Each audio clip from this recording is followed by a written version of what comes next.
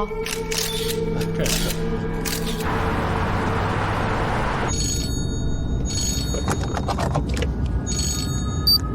哎，喂，冷队，已经封锁现场了，现在正在初步勘查。尸体身份确认了吗？确认了，是肖华军。但是我总觉得有点不太对，这儿的脚印上上下下，跟虐狗案很像。我马上就到。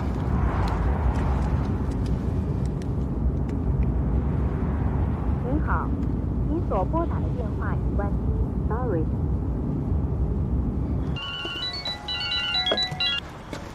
冷队，天幕呢？夏木没跟我在一起，他在申宇家楼下呢。肖华军出事了，你赶紧叫一下夏木，来让诺顿小镇来本楼。好。哎，干什么呢？这地方不能随便进。出去，出去。到，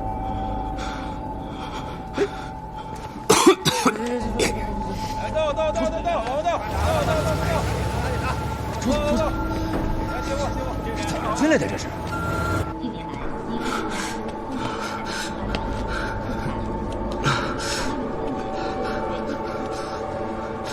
？13到22度，哈尔滨多云转阵雨，0度到7度。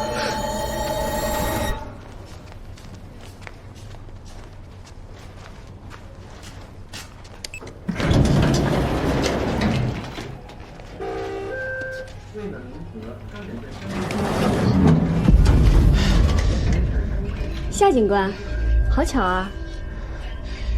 你怎么在这儿？你刚才……我刚才下楼去扔了下垃圾，顺便买了点早餐什么的。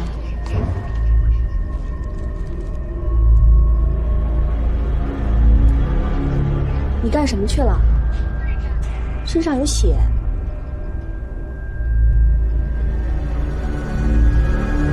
你赶紧去处理一下吧，别让警队的人看见了。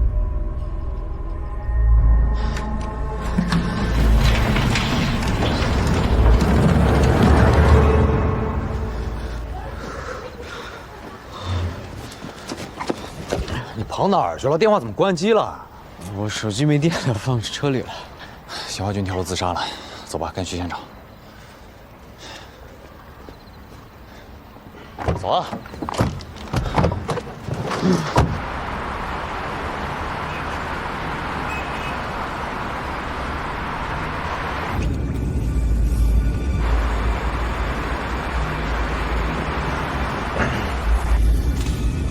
东哥，那个有点不舒服，你能找个厕所吗？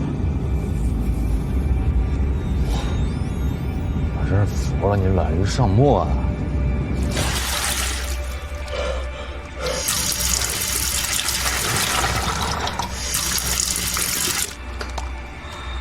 这种药有一定的副作用，服下去之后，你会反应迟钝，记忆力下降，长期服用还会产生依赖。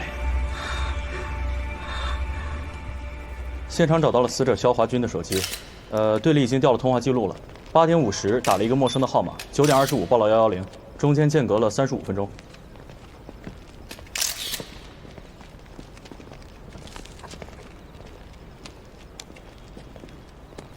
冷队，我去这边看看情况。你怎么了？脸色这么差？稍微有点不舒服。申宇丁怎么样？去趟便利店，然后回家了。几点？出去的时候应该是哈尔滨多云转阵雨，0度到7度。8点55，回去的时候是9点35。穿什么鞋？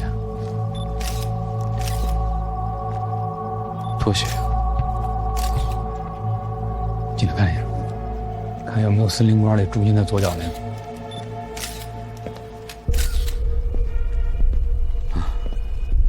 谢谢。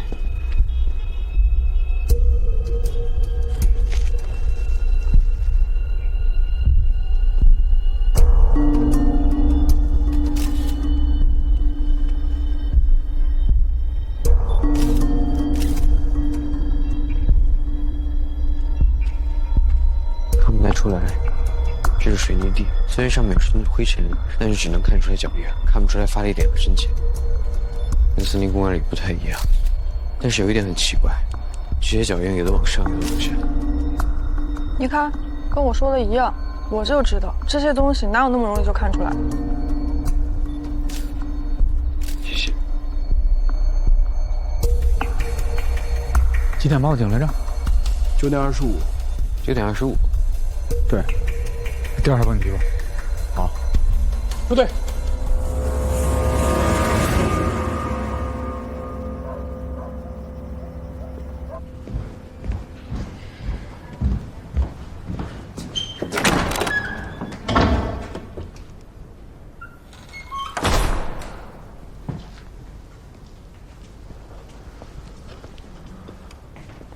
哎，夏沫，哎，高队，你怎么没回去啊？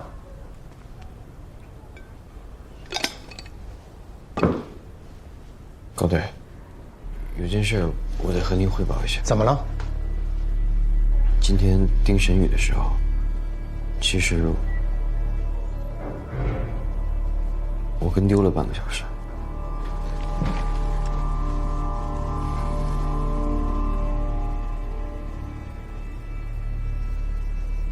行了，我知道了，你先回去吧。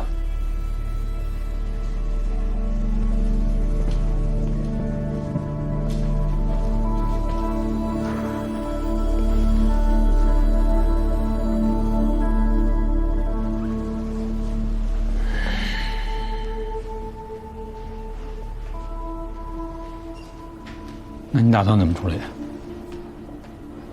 这孩子是挺优秀的，但我觉得他不适合待在重案队。当初他来重案队的时候，我就不同意。但是通过这段时间的观察，我觉得夏沫他的确是个好警察。行，你是他直属领导，我尊重你的意见，但咱先把话说清楚。你最好把人给我看紧一点儿，他要再出什么差错，你负责。这，看一下。先生看一下。来租房吗？请看一下。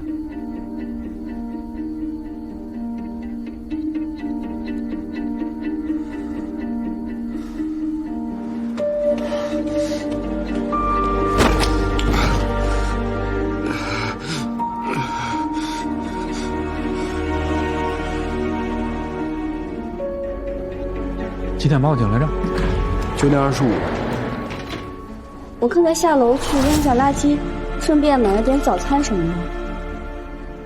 你怎么了？脸色这么差？你刚才干什么去了？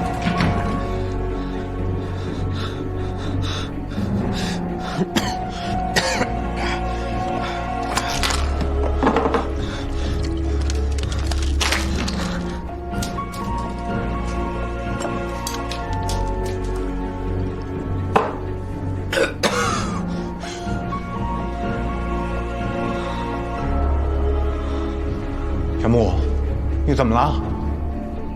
你没事吧？小木，小木，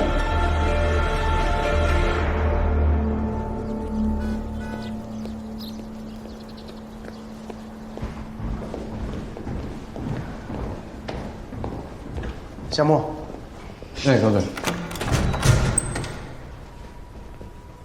昨天晚上你反映的情况，我们讨论过了。这样吧，下班之前你写一份检查交给我。好，谢高队。不用谢我，该谢的是你们冷队。进来吧。啊，高队。高队。哎，开始了啊！颅骨粉碎，四肢和肋骨也都有骨折，内脏全部被震碎了。尸体外表没有任何外力，也没有抵抗伤，应该判断是他自己坠楼死亡。但有一点很奇怪，他是加速跳到这儿的。一般来说，正常的坠楼位置在这儿，如果有外力推的话，应该在这儿。只有是自己加速，他才能落到这个地方。还助跑了？可能。啊，这些伤疤是哪儿来的？成就上，分布身体的各处。全身各处。他被虐待过。肖华军的心理医生说，他从小被家里人家暴。高队，我们法医得出的结论，他确实是自己坠楼死亡。行了，既然这里有了结论，我们去技术室看看吧。弄过好。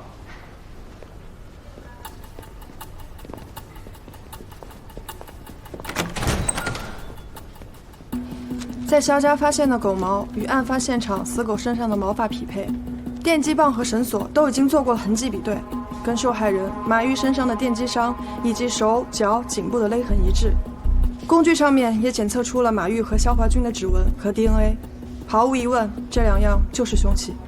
双肩包是在肖华军死亡现场发现的，包上有没有其他人的痕迹啊？没有其他人的，包里的血迹也经过了种属检验，是动物的，没有人的。那脚印调查的怎么样？脚印的主人身高大概在165和173之间，体重范围是45到55公斤，量情命案现场脚印比对一致，确认是肖华军的。龙队，肖华军的报警电话。救救我！救救我！我想死！救救我！我想死！救救我！他之前是想自首的。估计是杀了人之后内心很受折磨，再加上他当时精神状态也不太稳定，跳楼对他来说也是一种自我解脱吧。手头所有证据都显示，马玉案的凶手就是肖华军。既然他已坠楼身亡，小刘，你去写一份申请，我签字以后送到法制队，让他们向市局领导申请对于这个案子终止调查。好，你们也都开始忙别的案子吧。啊。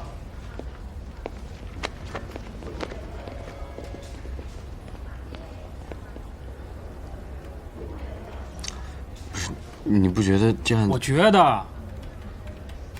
我觉得你这个检查应该写得更深刻一点，还学个月习报告了你，以后有事找我，别找高队啊。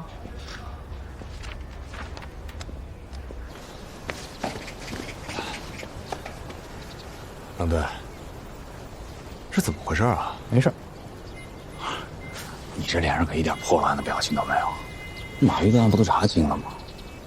不是大哥，你是头一天上班的咋的呀？这破案跟终止调查是同一回事吗？那你把肖华军他爸意外坠楼案那个卷宗调出来查一遍。夏美没跟我在一起，他在盛宇家楼下呢。我在小区另一口守着呢。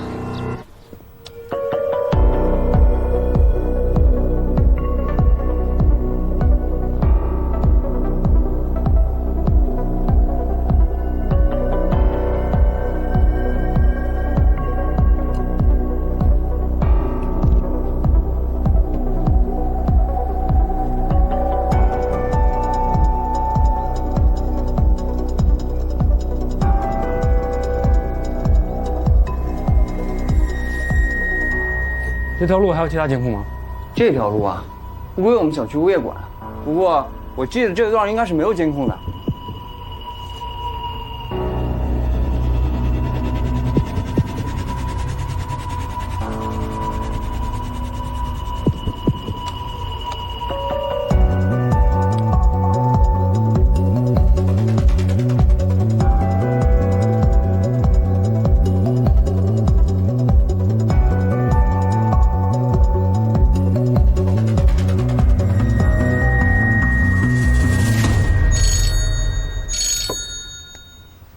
小刘，龙队，你过来一下吧。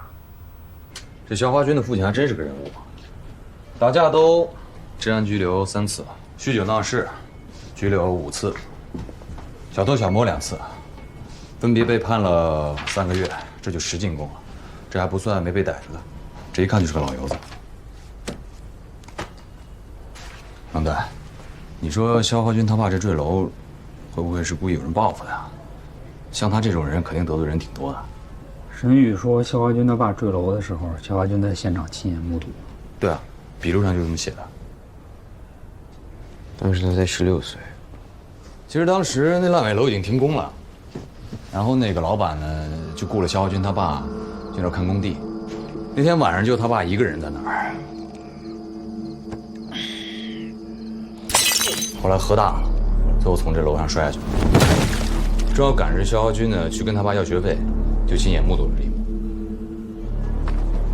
你念一下这份笔录。这笔录怎么了？问：肖华军，你是什么时候看到你爸肖水旺坠楼的？答：那天学校要交补课费，我妈不给我钱，还打了我，让我去找我爸。那天已经10点多了，我走了半个小时才到了我爸的工地，工地上没有人，我就去问了旁边的餐馆，餐馆的老板跟我说，我爸已经喝醉回到工地了。我就又回到工地，在院子里喊了几声以后，没有人答应我，但是我听到烂尾楼那边有人答应，我就过去了。我爸在3楼，我上去的时候，我爸已经醉得不省人事了，嘴里喊着我不想活了。他跌跌撞撞地往楼边走，我想要过去拉住他的时候，他已经掉下去了。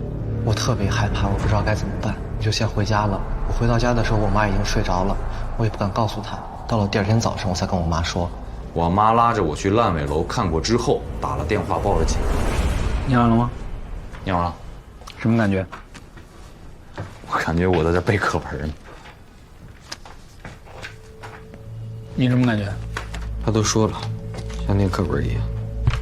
警方只问了一个问题，肖华军就剔了秃噜的把整个事件的全部经过细节讲那么清楚。一个人在经历了那么痛苦的事之后，还能保持这种清晰和理智，况且他当时才16岁，就是写了篇课文。我想问一下，肖华军他爸是不是经常虐待你母子俩？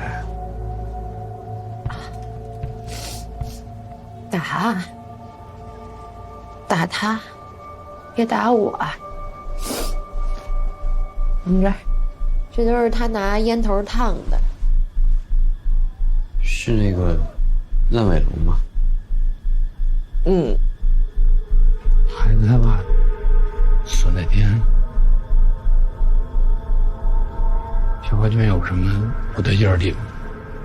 就是那天他回来的特别晚。我出门的时候10点多了，路上很黑，走了快半个多小时，就到了我爸上班的工地。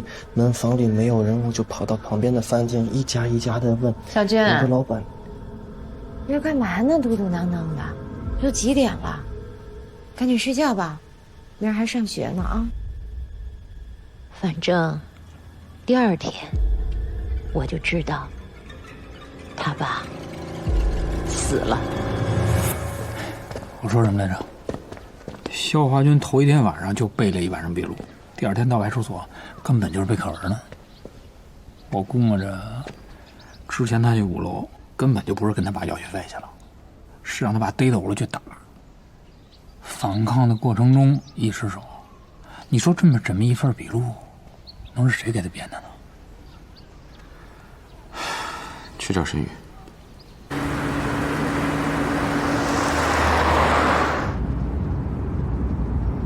监控视频我看了啊。啊，你跟申女在电梯口聊了2句是吧？啊，他聊什么了？我就是问他临丢那段时间他去哪儿，他说买完东西他就在小徐家楼下散散步，然后就回去了。可惜吗？不可惜。这回吗？相机，帮我个忙。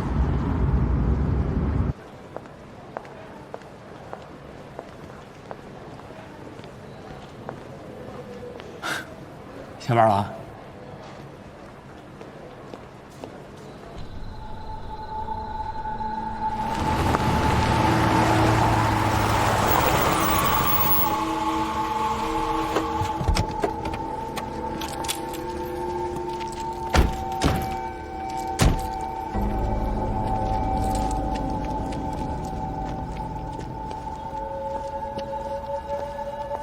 冷队长，你带我来这儿，这什么地方呀？这是肖华军出事儿的地方。哦。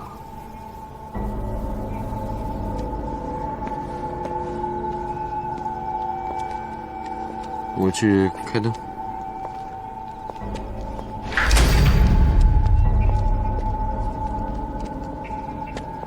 肖华军就是从3楼摔下来的，死相非常惨。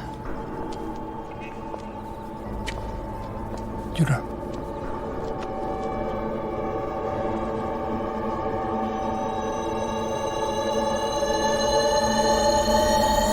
哦，对了，哎，不好意思，忘了东西，稍等，稍等。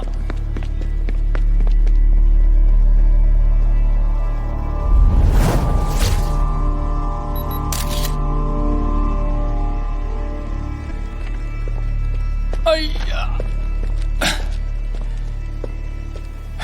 沈医生，听说了你明天过生日，这是我们中安队一点小意思。这个是我送的，包你喜欢。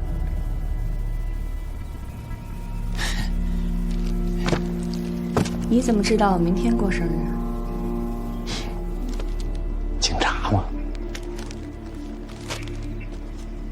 当当当当。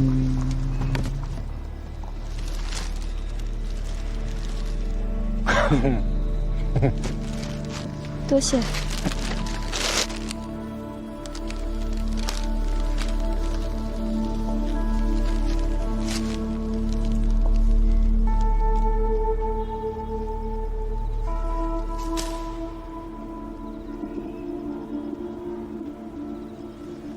肖华军当时是从3楼助跑着冲下来的，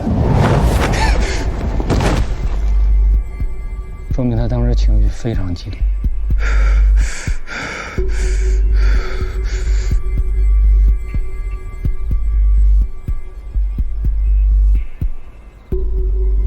哎，你说这种情况，你们学法医的是不是一眼就看出来了？我只是一名心理医生。之前我跟你说过呀。哦，对，都还给老师了。你说这地儿邪不邪？你说，当年他爸也是在这儿摔死的。害怕了？我保护你。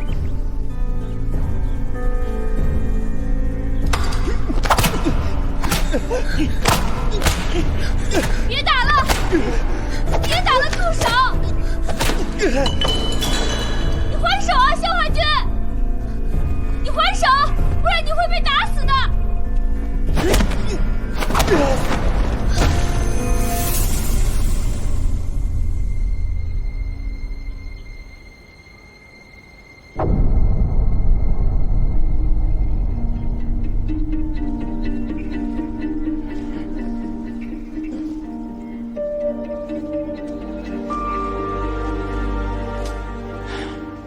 肖华军一死，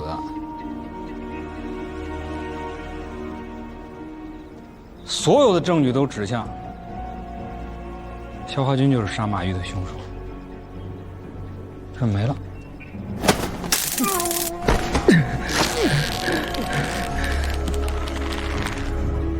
姐，我杀人了。怎么会搞成这样？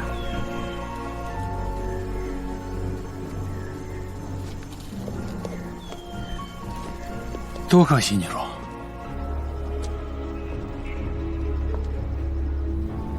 年纪这么小，又这么聪明。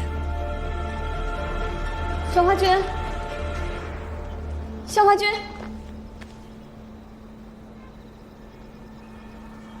肖华军，出来！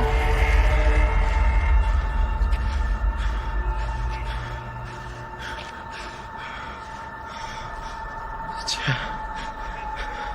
我头疼的厉害，求你救救我！你先过来，慢慢说。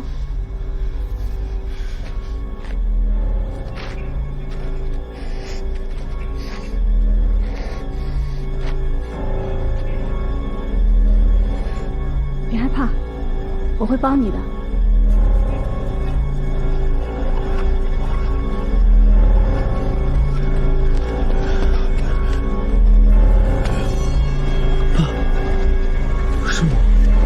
不是我，这是幻觉，我的主意，这不是真的。不是我没杀人，不，你杀他！小华君，小华君。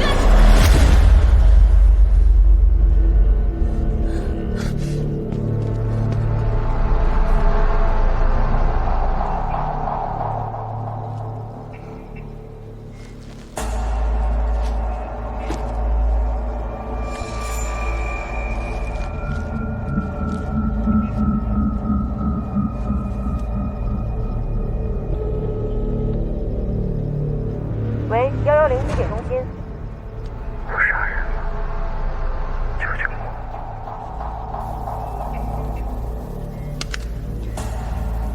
我作为他的心理医生，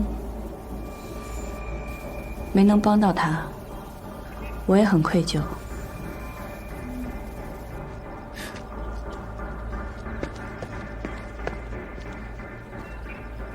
我记得你跟我说过，肖怀军的妈妈虐待他，对不对？还拿烟烫他。他妈妈对他不是很好。可是据我们了解，肖怀军的妈妈非常和蔼呀，关键是一根烟也不抽。王警官，你还是见识这种心理扭曲的人太少了。这些人的行为是没有办法去预测的。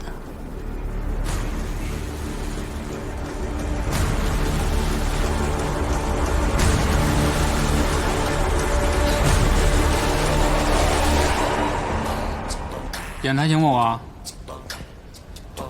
你这拍的也不错啊，关键细节都抓下来了。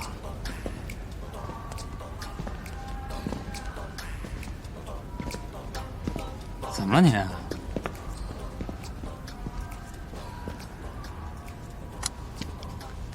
我跟丢这半小时，会不会真的发生了什么？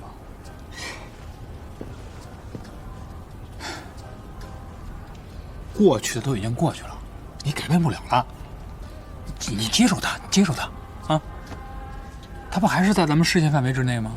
他要真是嫌疑人，他早晚还会露出马脚的。心可真够大的。干我们这行心不宽能行吗？我告诉你，就在警校，你就优秀生当惯了，欠练，欠实践。你盯着我干嘛？我说的都为你好。反正你要是不嫌弃的话吧，咱俩可以搭个伴儿，以后出案子你就跟着我。我跟你说这话我不轻易说啊，你把握这个千载难逢的机会。你什么学历来着？中专怎么了？没怎么样。我就告诉你，我京本第一。不是，那我还高攀不上了呗？行行。哎呀，哎，搭个伴就搭个伴，你没我记忆中弱。我考虑考虑。行。欠你的我都记着呢，我肯定会还的。欠了就还不了喽。不是你知道什么呀你？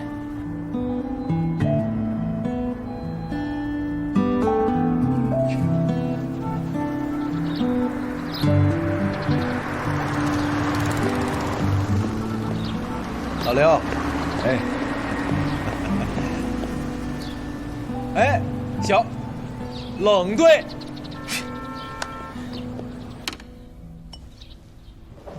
说吧，找我什么事儿？想跟你打听一个人。谁呀？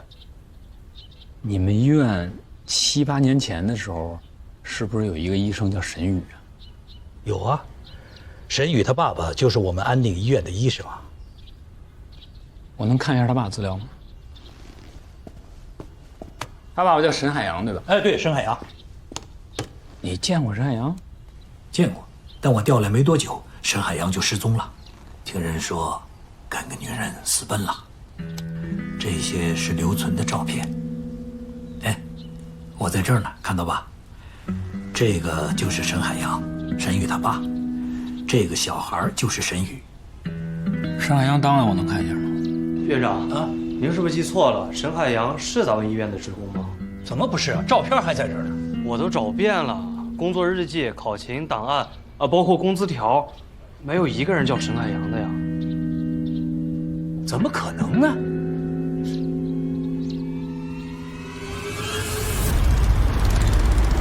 哎，老关，帮我查个人，叫什么名字啊？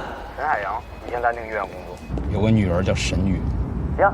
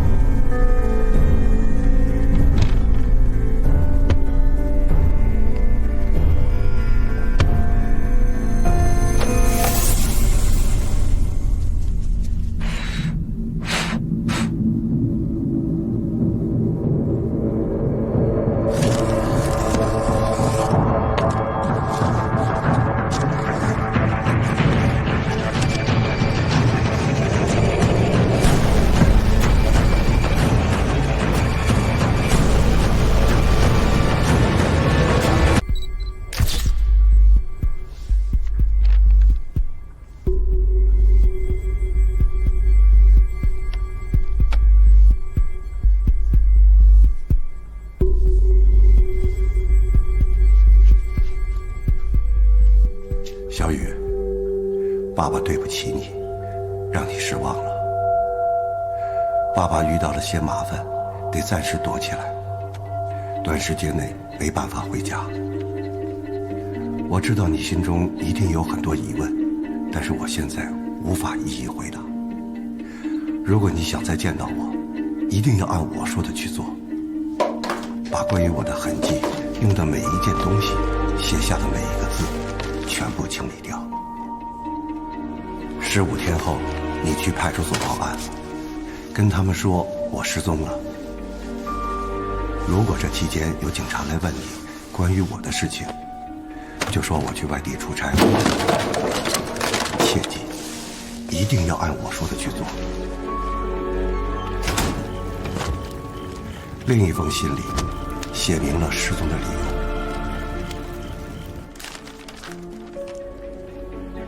爸爸跟一个女人在一起了，我们决定要一起离开这个城市。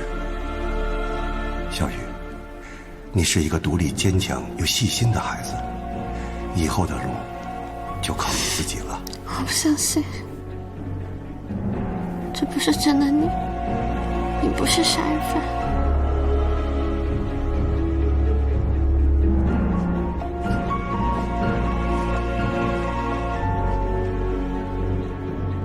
没有爸爸的日子，你也要好好的活下去。爸爸不求你原谅我，希望你尽快忘了我。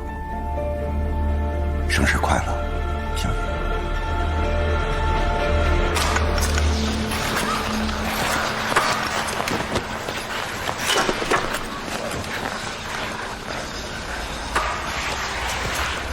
冷小冰，他挺厉害的，他破了好多大案。本市近10年所有的大案他都有参与。99年，他从警专毕业之后调到刑警队，现在那个海州系列杀人案，他肯定有参与。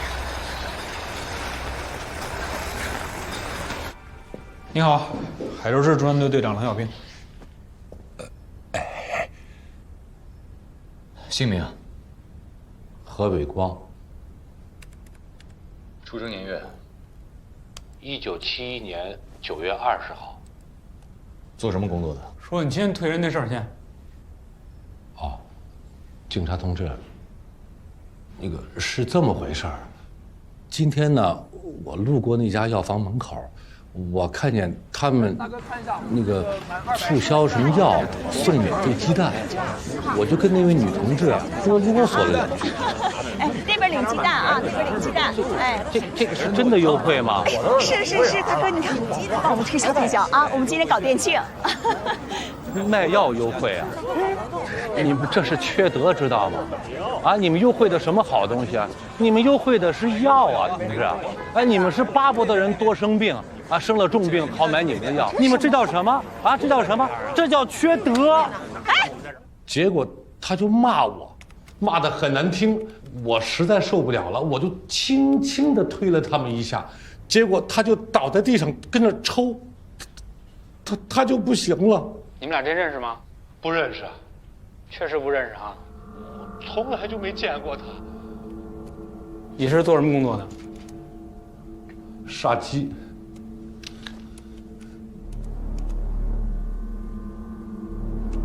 哎，你们别误会啊，我真的是杀鸡的，公鸡母鸡都杀。从哪年开始？好像是90年的，那个时候呢。我在养鸡场工作，后来养鸡场黄了，我就到私人的屠宰场工作，专门负责杀鸡，一直干到现在。手上伤怎么回事？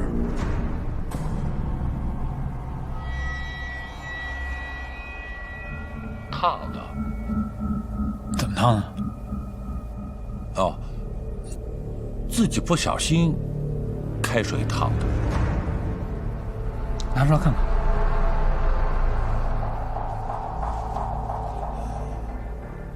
啊，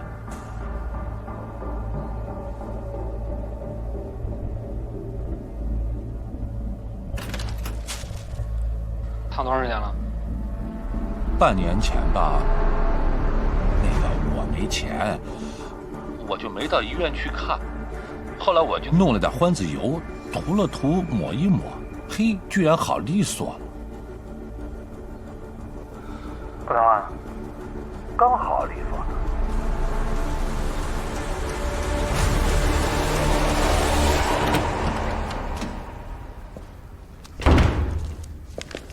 哎，主播，小兵，正找你，我也正找你呢。报告出来了，什么情况？急性心肌梗塞，过度劳累导致，和里面的嫌疑人没有直接关系。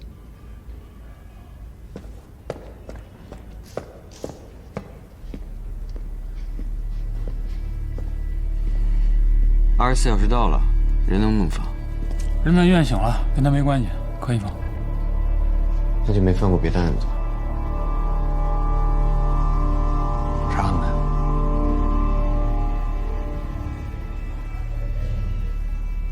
没犯过就好，放人呗。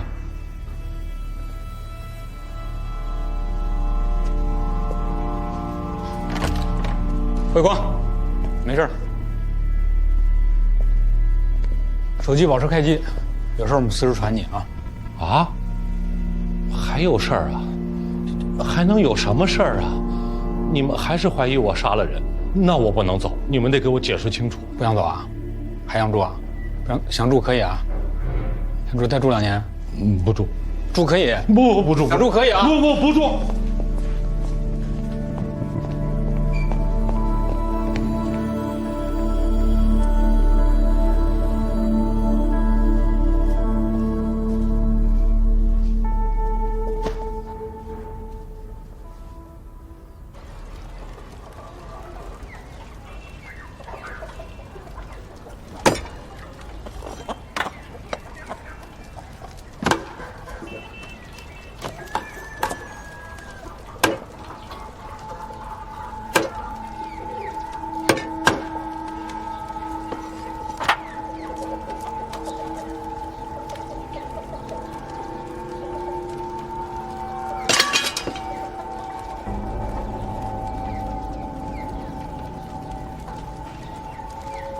警官，你怎么来了？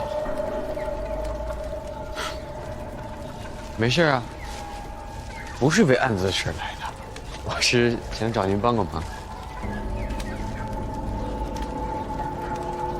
买鸡啊？我朋友开了一个网店，专门卖工装的，说让我帮着拍照片，我就找不到模特，突然想到了您，您的长相、身高、体重都非常合适，您愿意帮我这个忙吗？让我当模特，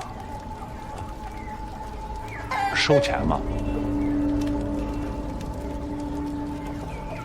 不收钱，这套工装还送给您。好。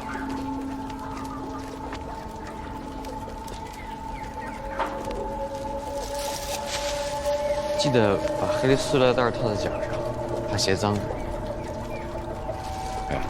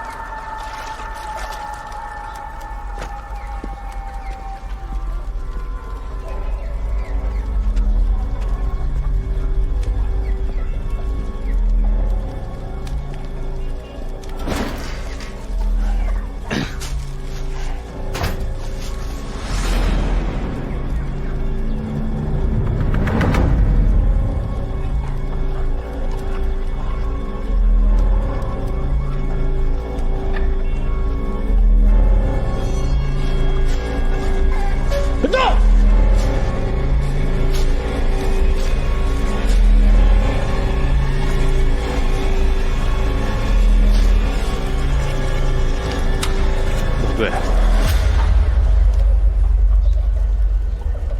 您怎么也来了？没事，我就是买2只鸡。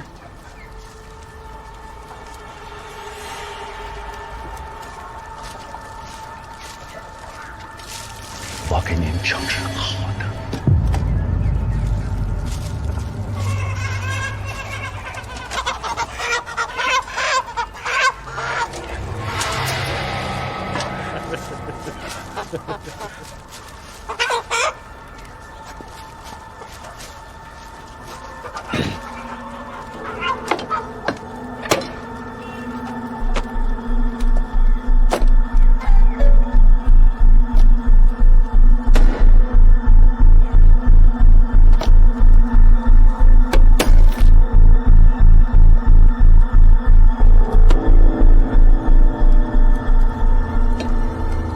冷队，我这是小作坊，我有营业执照的。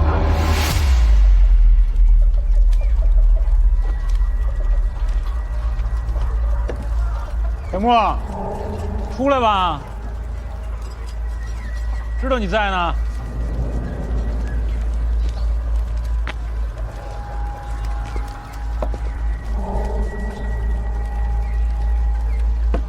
衣服你给的？是他吗？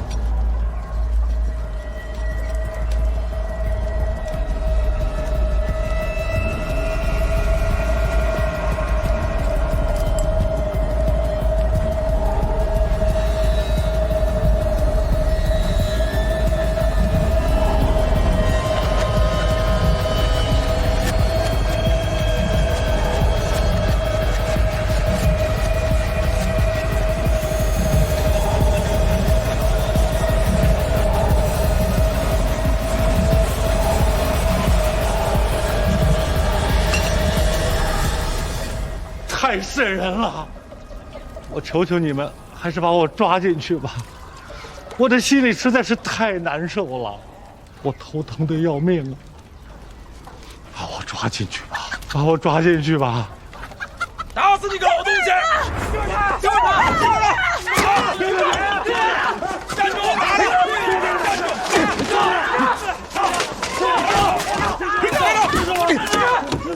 放！你也过去！放下！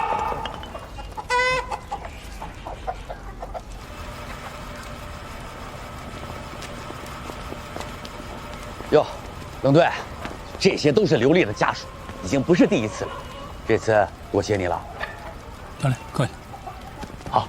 哎，辛苦啊。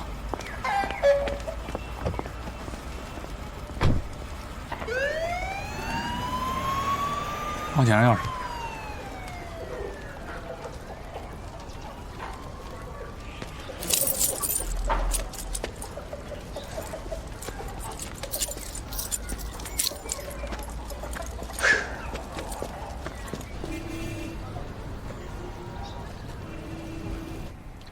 项目主治医生的资料我给你准备好了，你看看。怎么没有夏目的病历啊？哎，你不清楚你们心理医生那一套，凡是装有病人病历的电脑根本不可能联网，你想黑都黑不进去，好不好？所以只能找他的主治医生潘敏生，他马上要在海州开一个心理学年会，还有讲座呢。你能帮我弄一份邀请函吗？没问题。哎，你先别走，你打算什么时候才跟我讲？咱们为什么要调查这两个小警察？我不想死得不明不白啊！你还是知道的越少越好吧。你就别担心我了，咱俩什么关系啊？那就好比一条绳上的蚂蚱，咱们是好兄弟，早就连在一起了。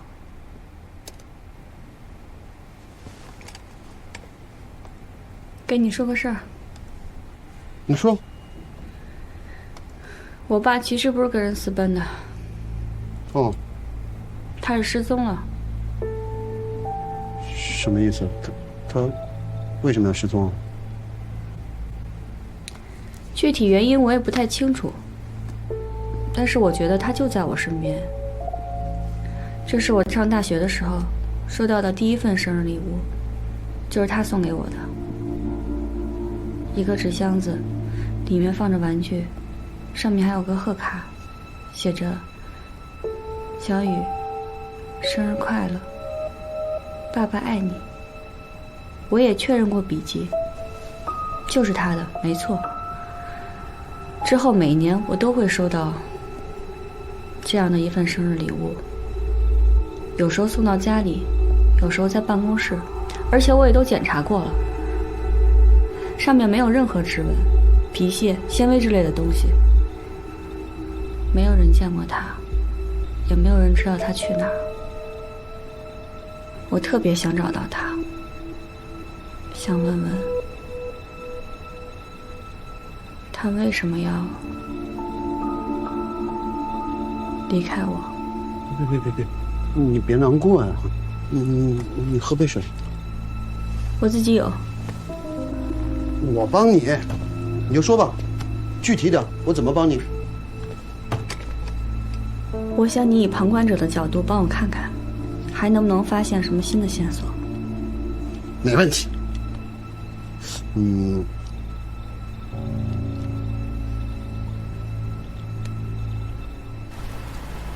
来干嘛了？你来干什么？你来干什么？我来干什么？是他吗？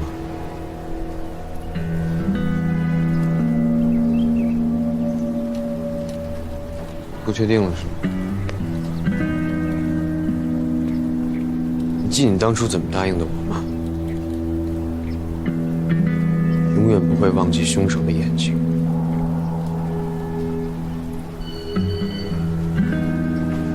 我已经犯过一次错了，我不想再犯第二次，所以我来确定一下，到底是不是？我现在告诉你，不是。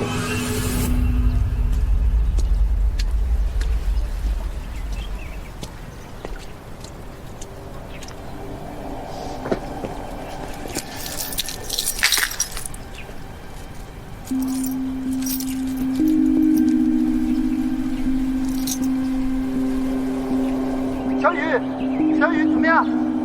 我那个邀请函漂不漂亮啊？我跟你讲的，我的这个仿真技术那是绝对的仿真。我知道了。行了，你别叨叨了，挂了吧。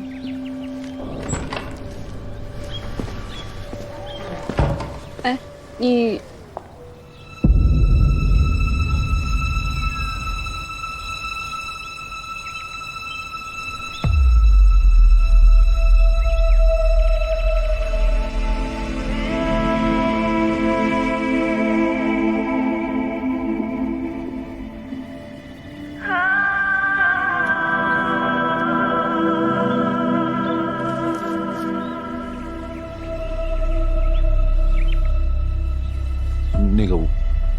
我是李医生让我来找您的，请问您是沈医生吗？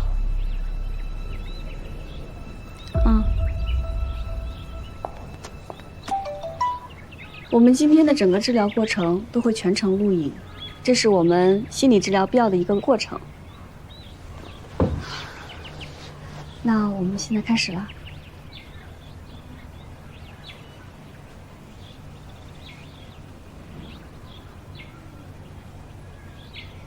别紧张，你放轻松，可以跟我说了。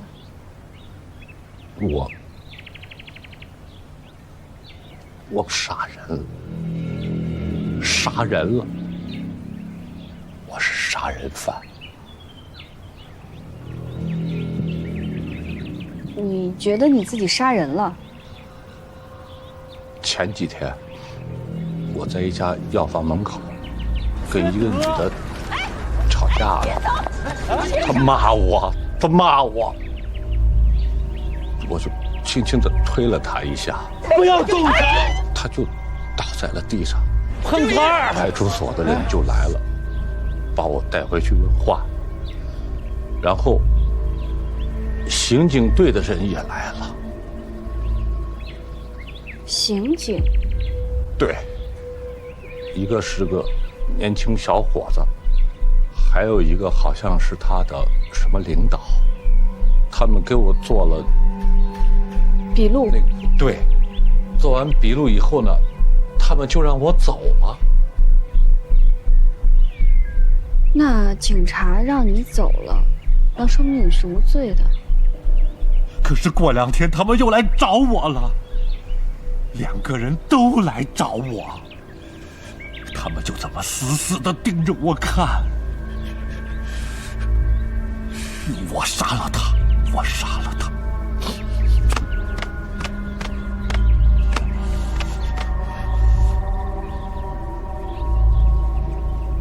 其实你这是由于过度内疚而产生的幻觉，毕竟是你推了他。我这里会有一些心理治疗的方案，可以帮助你缓解这种情况。当然，前提就是你要必须完全的信任我，愿意让我去更多的了解你。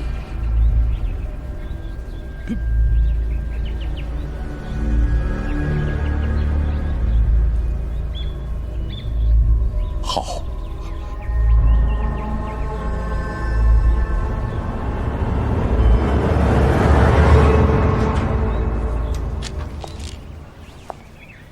我先给你拿点助眠的药吧，每天睡前吃1粒，最多吃2粒。好。你这个手是怎么了？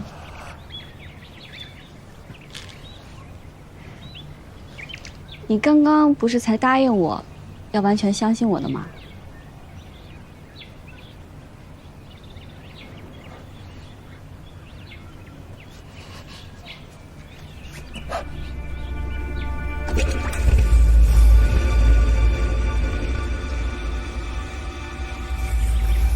半年前，我在家做饭不小心给烫伤的。我这还有一个 MP3，里面有一些辅助的治疗音乐，你可以在焦虑的时候，或者是睡不着的时候，可以听听。沈医生，这是送给我的吗？对呀。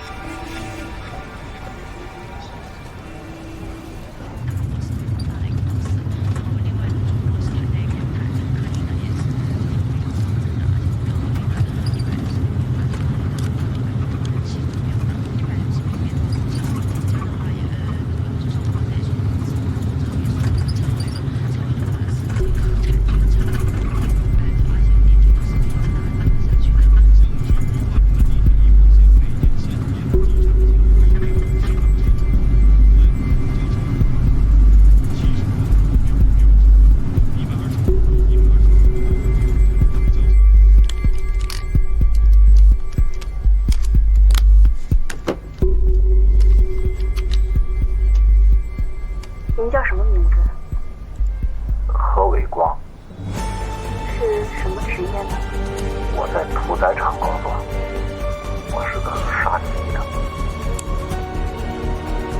你的手怎么了？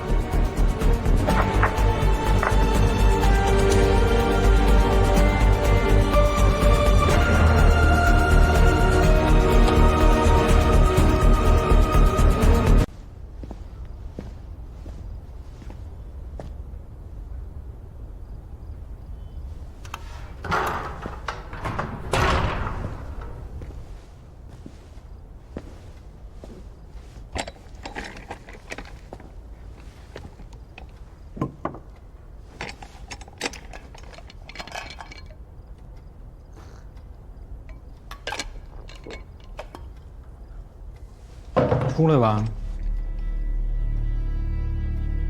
累不累？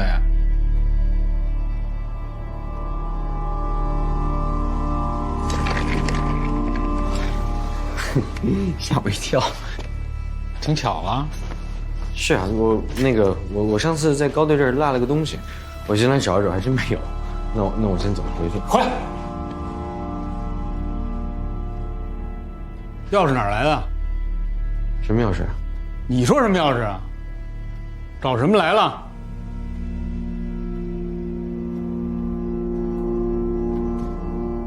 打你来警队那天开始，我就知道你是奔着什么来的。但是我没想到你胆子这么大，我再来晚一步，你的性质就变了，知道吗？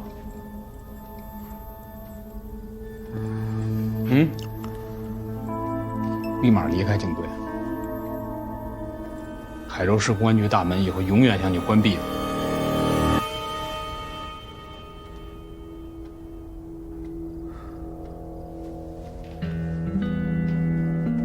我要看卷宗。你要看什么呀？我要查海州案，我要看海州案的卷宗。这么多年，你从来没想过查海州案，是不是？你把海州案继续查下去，你的秘密就被别人知道了。你今天所得到的一切荣誉都会消失掉，对吗？冷小兵，我告诉你，你不查，我查。今天别拦着我。你要是不拦着我，可以装作这件事情没有发生过。但如果你拦着我，我就拦着你了。我还真就拦着你了。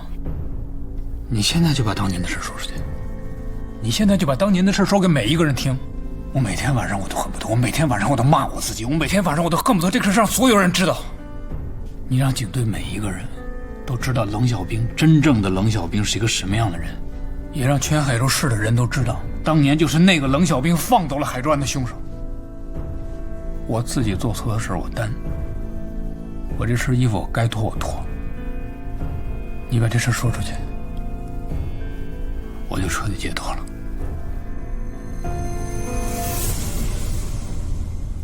你说什么？我谢谢你让我解脱，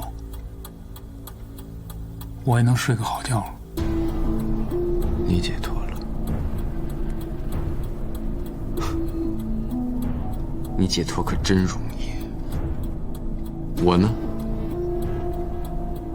我告诉你，冷小兵，你根本就不理解。亲眼目睹自己亲近的人被歹徒杀害是什么样的感受，而且这个歹徒现在还在逍遥法外，这么多年了，一点证据都没有吗？啊，这么多年你根本就没有再查过。我告诉你，冷小兵，17年你还是没有变过，你就是那个胆小、懦弱、不可开枪的小警察。但是恨是解决不了问题的，知道吗？你不能报私仇。等等。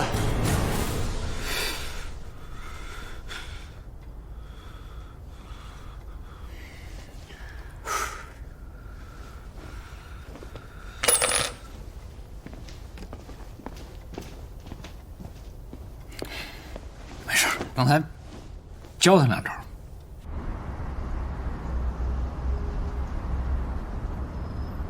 签这里是吗？嗯，是的。好的。好了，这边请。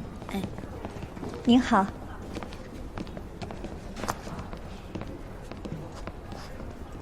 这是其中的一个案例，我要想说的是，自一战时期以来，心理学家为了研究残酷的战争给士兵的心灵带来的创伤，发现了弹症症，一直发展到今天的创伤后应激障碍症。它的诱因呢，却是变得越来越模糊，越来越不可见。讲得很真实，谢谢潘教授。潘教授，我是海州市医院精神科医生沈宇。对不起，我赶飞机。是夏木让我来找你的。你刚才说你是夏木的心理医生？是。他现在怎么样？他为什么自己不来找我？他现在在刑警队，身份有些敏感。其实并不是他委托我来的，而是我自己擅自做主，特地想来跟您见一面，了解一下他之前的治疗情况。啊，他现在在你这儿看病？嗯。如果您需要他的病历，我可以。啊，不用。他现在的病情还稳定吗？基本上还算是稳定，但是一见到血，还是会犯病。怎么会这样？他的晕血症早就恢复了呀，难道又出现了反复？他最近有些行为异常，我真的很想夏木能快点成为一个正常的人。沈医生，你一定也有自己不少的患者，那为什么对夏木那么关心呢？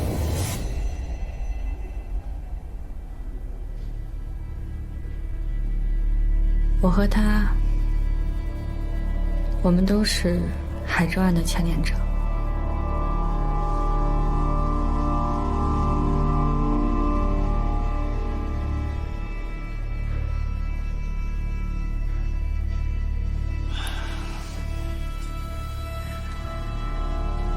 你是真的以为夏木的病仅仅是因为童年的创伤？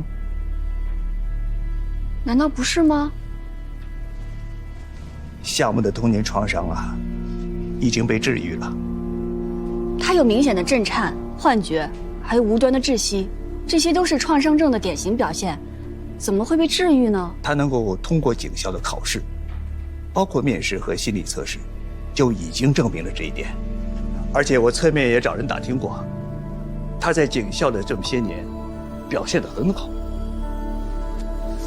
按理说我不该给你看这些，可是既然你跟他有相同的经历，更了解他的想法，我也想你能够真的帮助到他。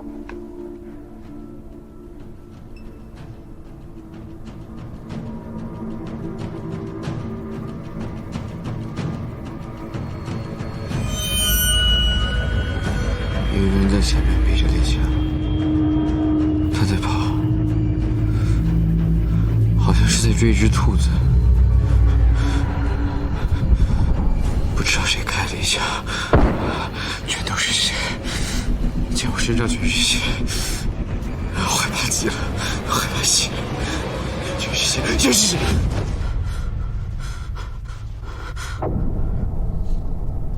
所以，我的判断是，他一定是有了新的刺激源，诱发了他童年的创伤。哎呀，可惜我死虎缠身，没有时间去调查清楚啊。那您知道夏木来海州之前都去哪儿生活过吗？啊，湿地保护站，和他的姥爷一起生活。潘教授，我们该走了。夏木的病历，您可以给我一份吗？嗯。潘教授，我们今天的谈话啊，我知道，我不会对任何人说的。尤其是刑警队跟警校。明白，明白，放心吧。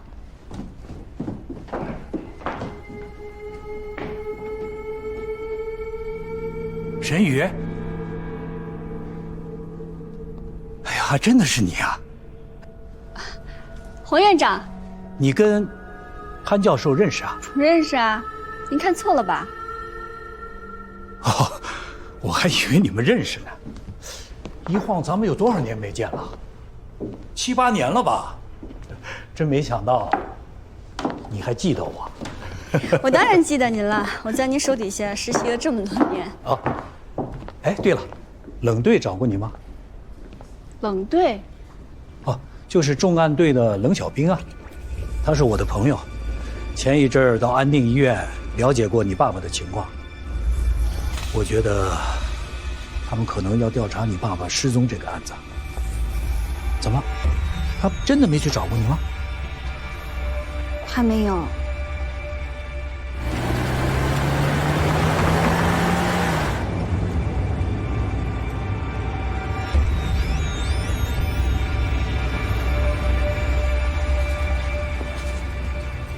袁叔叔，小雨，这么晚了，你怎么来了？我把饭盒落在办公室了，我去帮他拿下。快去吧。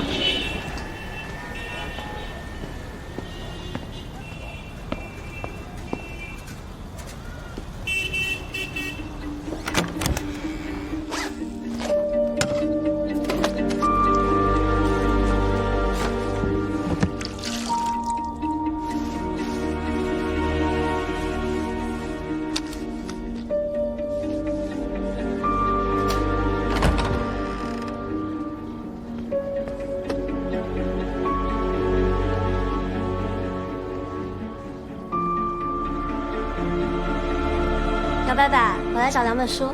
哎，去吧，去吧。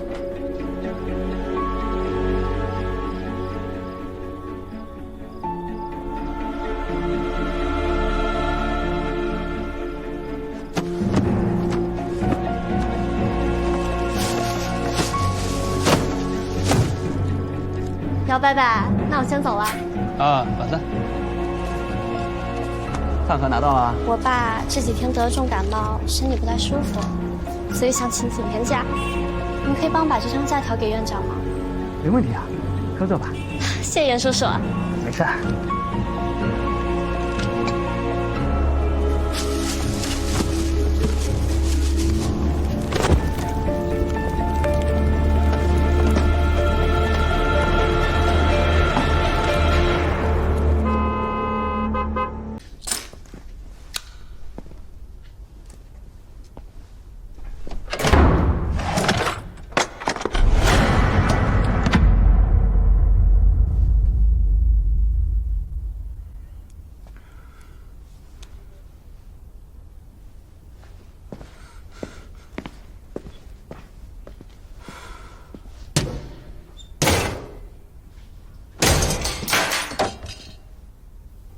干什么呀？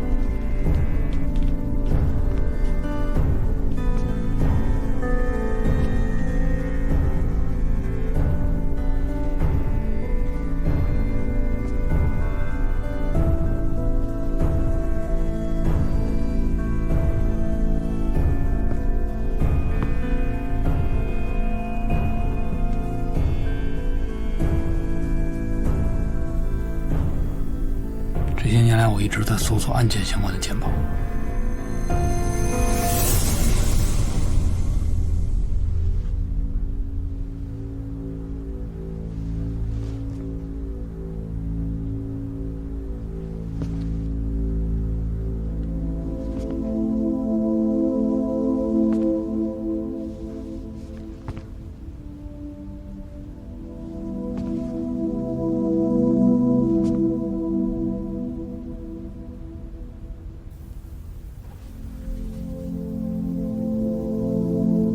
你确定还要看这些东西吗？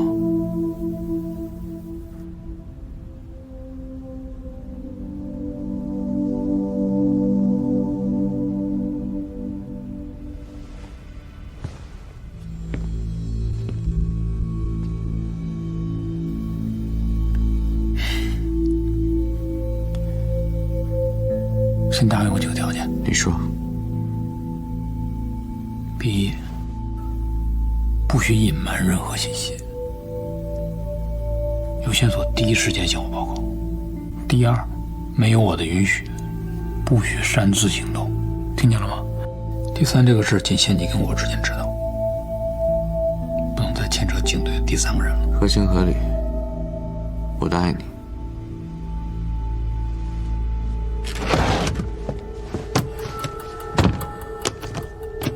这些是我做的笔记。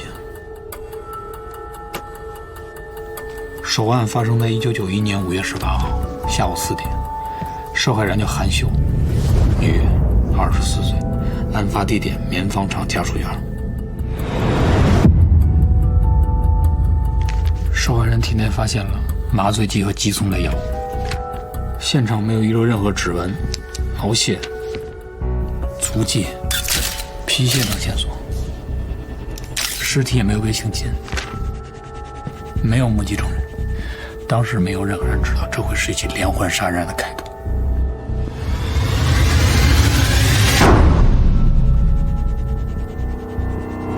警方最开始倾向于是情杀，排查大量人员之后，没有任何线索。没有线索。3年之后，第2起案件的受害人吴芳芳出现了。当天晚上11点，凶手尾随吴芳芳到达了集装厂单人宿舍，并用钝器袭击其颅脑。凶手改变了作案手法？没有。现场发现了残留的麻醉剂，还有玻璃瓶碎片，打斗的痕迹非常明显。凶手应该是想麻醉吴芳芳的过程中，遭到了吴芳芳的激烈抵抗，打晕之后，并用电话线把受害者，而且当时案发的辖区属于另外一个分局，管辖的民警根据现场情况，认定这是一起由入室盗窃引起的激情杀人，所以并没有跟之前的案件进行并案。凶手虽然被迫改变了作案手法，但是他的作案特征没有变，他依然还是会每次拿一个闹钟，在受害者昏迷的时候，把闹钟放在受害者面前，并把表盘的一面朝向受害者，行凶之后再拿走。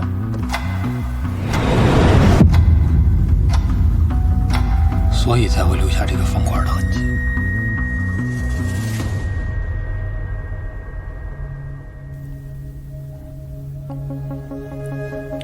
1998年，第3起、第4起案件同时发生，中间只间隔了1天，但是距离上一起案件已经隔了4年。之后市里就成立了专案组，我师傅当时就是专案组的实际负责人，也是他当时提出了把这4起案件并案调查的想法。海州案也就是从那一天开始才宣布正式开始调查的。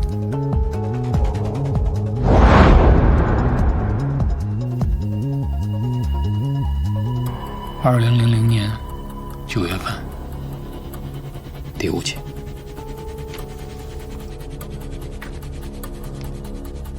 为什么是麻醉剂和激素药？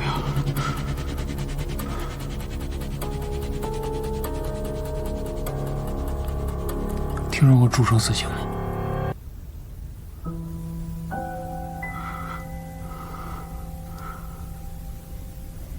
凶手应该是在模仿注射死刑。闹钟是为什么？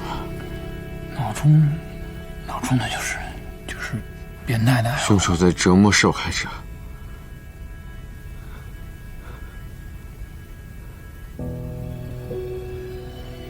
少量的麻醉剂，大量的激松药，让受害者保持清醒。为什么闹钟冲着受害者？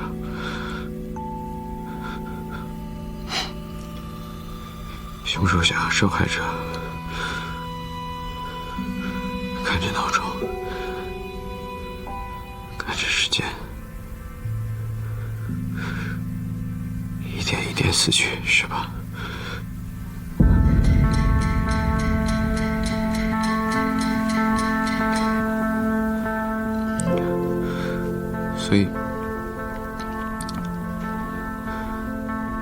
所以他走的时候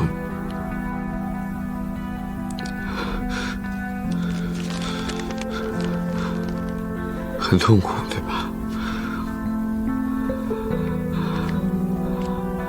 啊？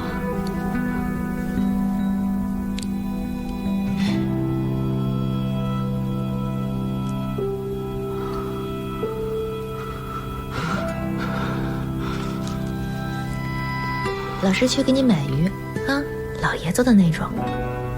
等我回来。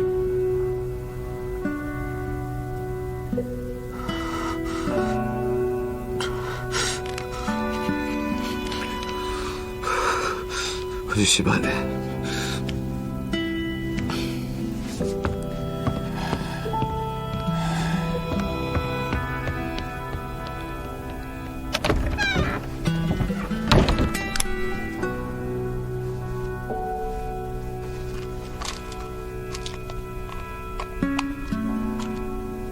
服下去之后啊，你会反应迟钝，记忆力下降。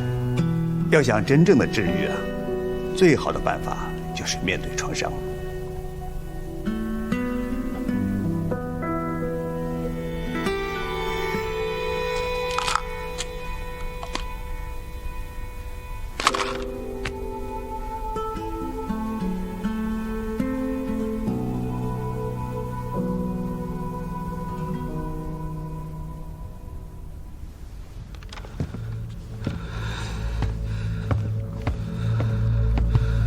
受害者之间有什么联系吗？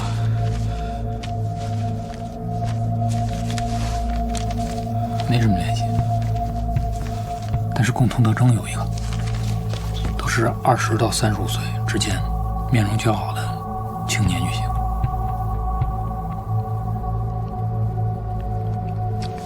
不是我们就没有其他线索可以查下去吗？有一点。凶手当时用你们家楼下的公用电话打过电话报过警，那上面有他的指纹，但是那个人应该是右手有严重的烧伤，指纹是残缺的。他为什么要报警啊？凶手是一个心思缜密的人，犯罪现场都没有留下指纹，为什么会在公共电话上留下指纹呢？挑衅，他就是要一个仪式感，他就是要告诉我们。是他赢了。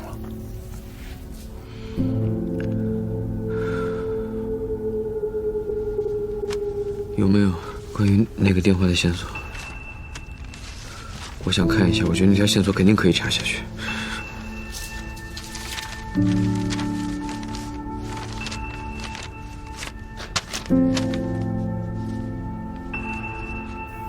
说实话，我不想让你碰这个案子。为什么？我不想让你以后过得像我一样。